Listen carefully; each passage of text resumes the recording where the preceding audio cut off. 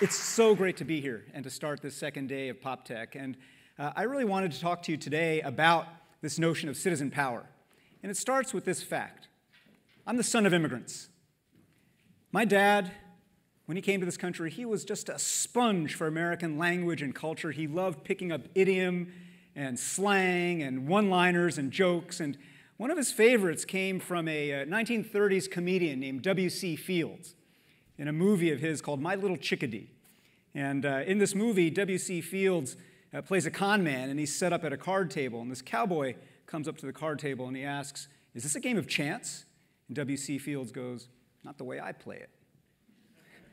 And that little phrase, my dad loved, first of all. But second of all, we laugh at it a certain way, right? Not the way I play it.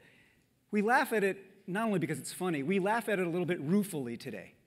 Because in the United States, here in 2017, we feel in our bones that the game of opportunity isn't really a game of chance anymore. It's not a fair game anymore.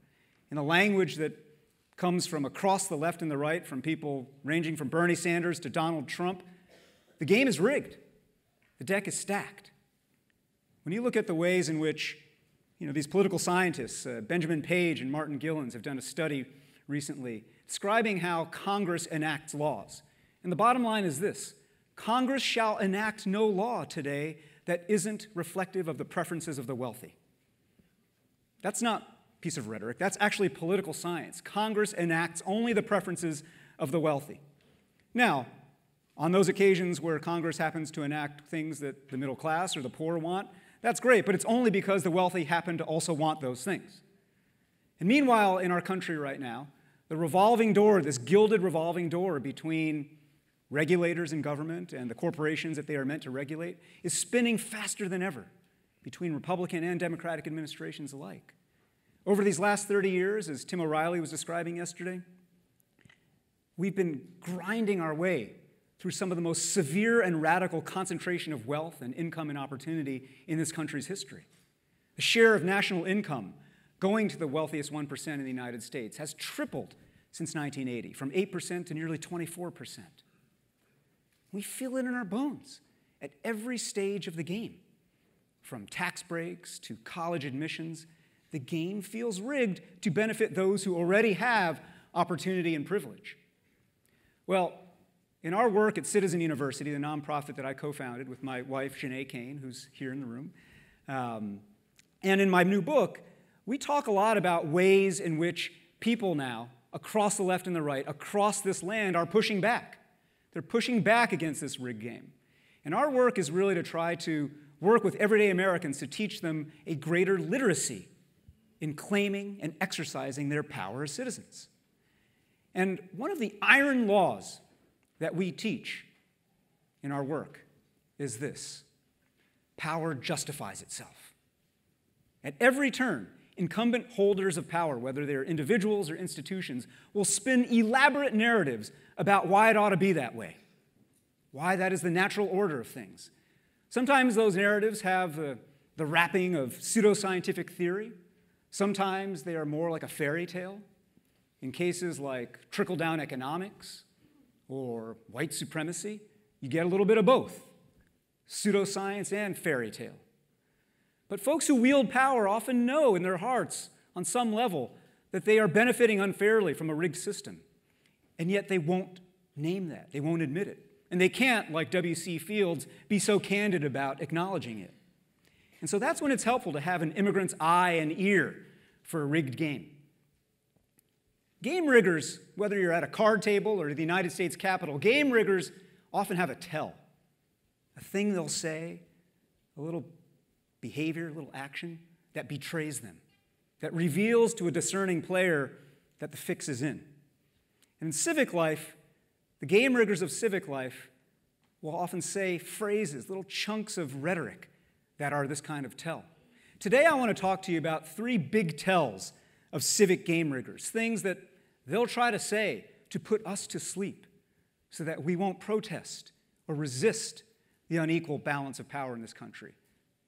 And when you hear any of these tells, our responsibility is to wake up and to push back, to instigate. So the first tell is this: it would hurt the very people it's meant to help. You hear this a lot. You hear this pretty much any time there's a proposal out there to, for instance, benefit workers, to increase worker voice, worker clout, worker strength in our economy. Whether it's raising the minimum wage, increasing or broadening paid leave, medical leave, family leave, sick leave, equal pay for women. We heard it a lot in Seattle when I was part of a group of citizens who were fighting hard for the $15 minimum wage. And we heard at every turn from employers this line, well, I could raise the wage, but you see, if I do that, I'm just going to have to lay people off or replace them with machines. And in the end, it would hurt the very people it's meant to help, right? And you hear that. And what you recognize when you hear that is, well, that's an interesting thing. That's an interesting form of self-justification. But what's going on here is that there is a narrative being spun of self-justification. A narrative that says, you know, it's actually as logical and simple as an equation. Kind of makes sense at first glance. Higher wages equals fewer jobs, right? And you think about that and you're like, oh, yeah, that does have the elegance of an equation. Until you step back for a second and you think about it, you realize, wait a minute, something's missing from that equation. What is it? I can't put my finger on it. Oh, yeah, I remember.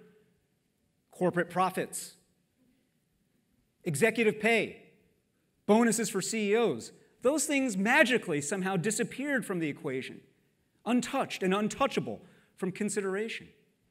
And when that happens, you realize the fix is in.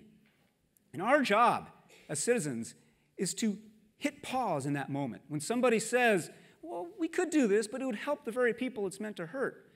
When what they're saying to you is essentially, you should suffer because it's for your own good. Then our job as citizens is to say, thank you so much for your concern for my well-being. But I'll be the judge of what's good for me and what's not good for me.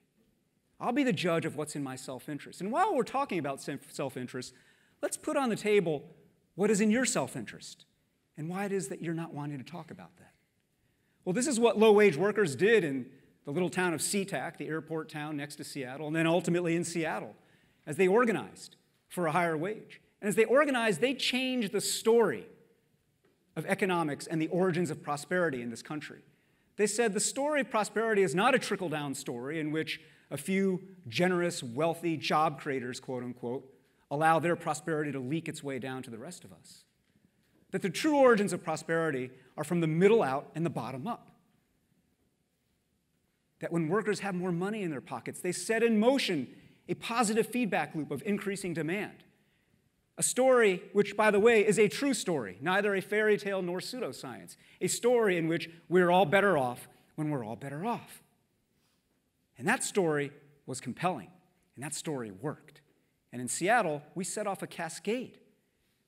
We were able to get our city council to enact a $15 minimum wage, and we've set a contagion in motion across this country of higher wages. But in doing that, we had to name and to recognize this tell and understand the ways in which people in power were trying to keep their equities exempt from bargaining. Well, this brings me to the second tell, which is a very common one as well in civic life these days. And this one goes like this. Now is not the time. Now is not the time. Now, you hear this in a lot of different settings, but we've been hearing it a lot in the last 16, 17 days since the Las Vegas mass shooting. You pretty much hear it after any mass shooting in the United States. And because 30,000 people in the United States every year die from gun violence, you can pretty much guarantee there will be another mass shooting this week, next month. And you can pretty much guarantee after every one of those mass shootings, you will hear this tell coming from defenders of the gun lobby and people who resist gun reform and gun responsibility. Now is not the time. Now is not the time to talk about politics. Now is not the time to talk about reform or legislation or new laws or policies. Now is not the time. The thing about that phrase is that it's not just a stall tactic. It actually reveals a deeper strategy at work. A strategy, in fact, to normalize gun violence. When you hear now is not the time, what's going on is you're getting a story by implication in which gun violence is the natural order of things. It is a natural state of affairs.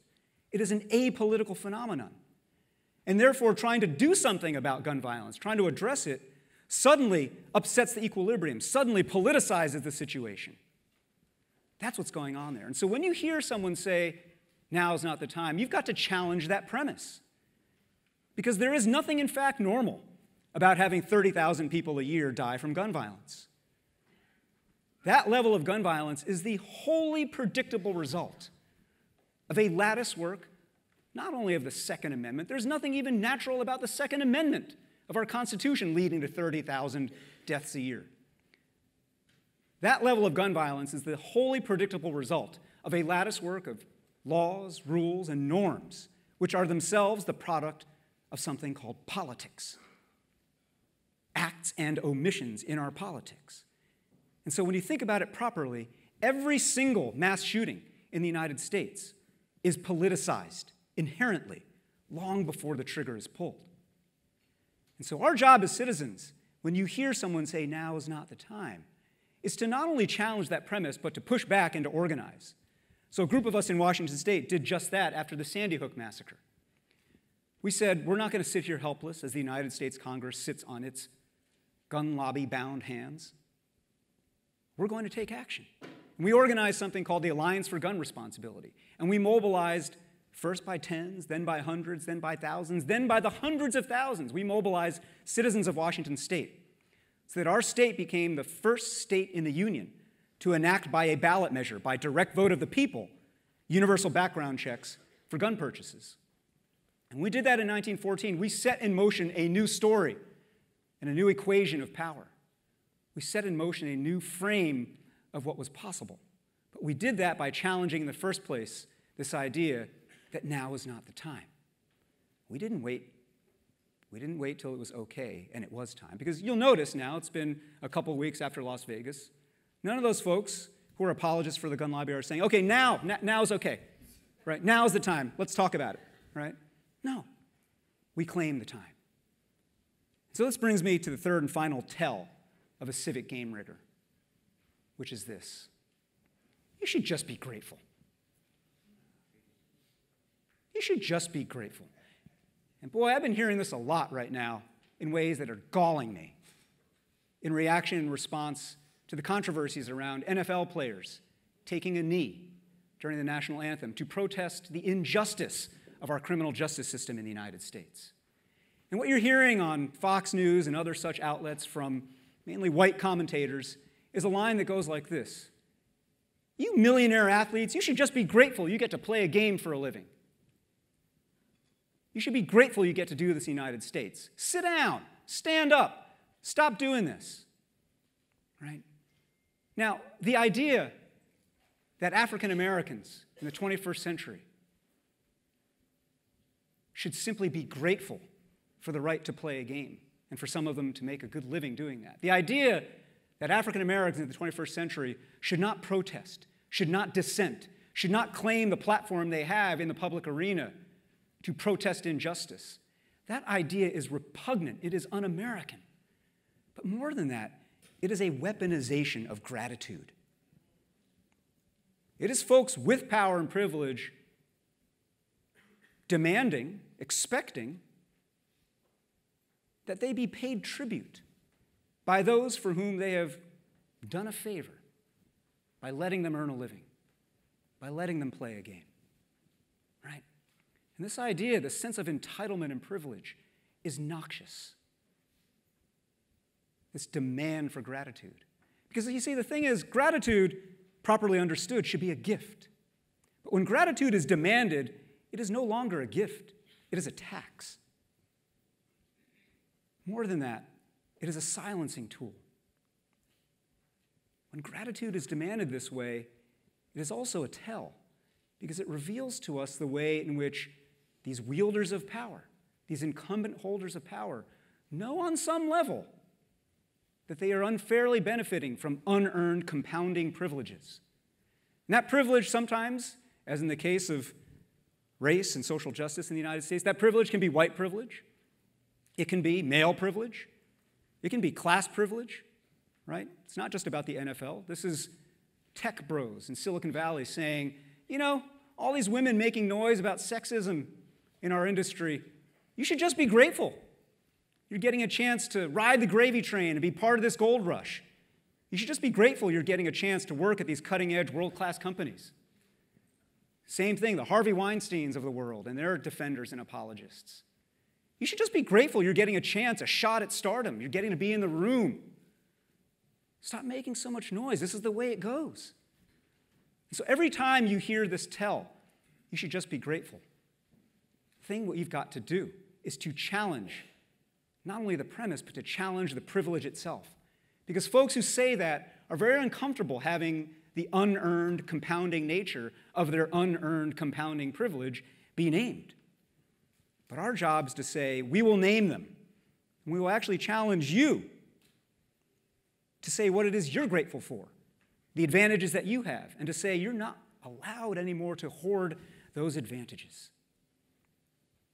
So whenever you hear any of these three tells in civic life, it would hurt the very people it's meant to help. Now is not the time. Or you should just be grateful. Whenever you hear these, your ear should prick up. You should get this sense of, oh, someone's about to try to screw me. But more than that, what you've got to do is recognize it for what it is. A power play. A simple power play. An attempt at misdirection by those who have privilege, power, positional advantage to keep their power and privilege and positional advantage off the table, out of view.